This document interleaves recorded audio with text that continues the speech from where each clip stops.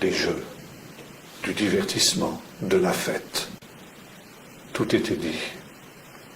Abrutir le peuple par la fête, donc par le spectacle.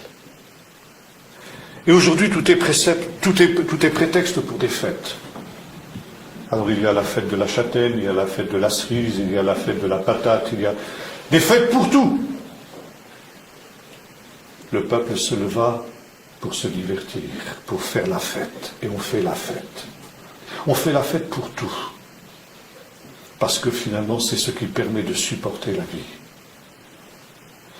Et c'est le cas, évidemment, dans la société moderne, mais c'est aussi le cas dans l'Église. Et voyez-vous, c'est quelque chose qui n'est pas nouveau.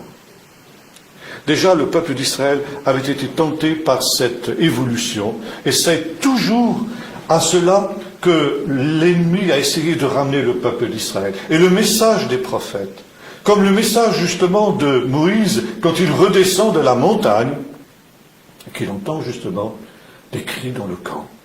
Et je dis, mais qu'est-ce qui se passe dans le camp? Mais l'ennemi attaque. Puis il descend, il dit, mais non, c'est la musique qu'on entend là-bas, c'est de la fête. Et quand Moïse arrive dans le camp, il voit cette fête qui bat son plein en face de ce veau. Et Moïse va briser l'étape de la loi. C'est l'apostasie du peuple. Cette apostasie, les prophètes n'ont cessé de la dénoncer. La tentation des idoles, la tentation de l'idolâtrie. Mais, dira-t-on, et disait le peuple d'Israël, mais non, c'est pas de l'idolâtrie. Non, c'est une représentation visible de notre Dieu. C'est pas un autre Dieu, c'est pas une autre religion, c'est une autre manière de l'exprimer. Et le prophète dit non. Chaque fois que vous réduisez Dieu ou les choses de Dieu à une image ou à un spectacle, c'est de l'idolâtrie.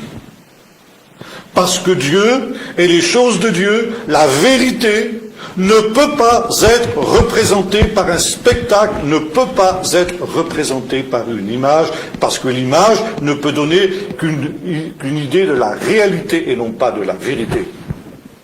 Or, Dieu est vérité. Et parce que Dieu est vérité, il ne peut être connu que par une parole et jamais par une image, et donc jamais par un spectacle.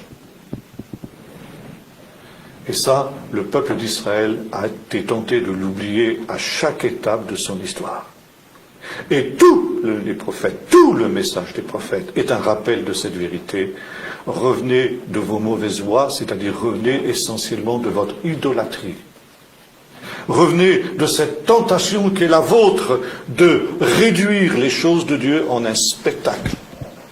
Paul nous dit la même chose quand il nous parle de l'essence de l'idolâtrie. Dans le premier chapitre de l'Épître aux Romains, il dit « Bien que les perfections de Dieu soient visibles dans la nature quand on regarde la création, bien que ce Dieu se révèle par ce moyen-là, ils ne l'ont pas honoré comme Dieu.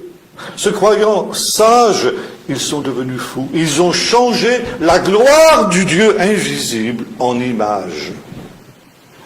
Visible de toutes sortes d'animaux, de quadrupèdes, d'oiseaux, etc.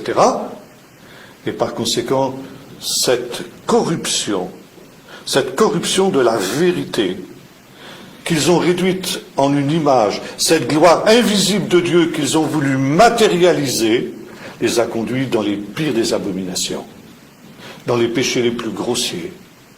C'est une manière de nous dire que l'idolâtrie est à la base de tous les péchés, des pires péchés.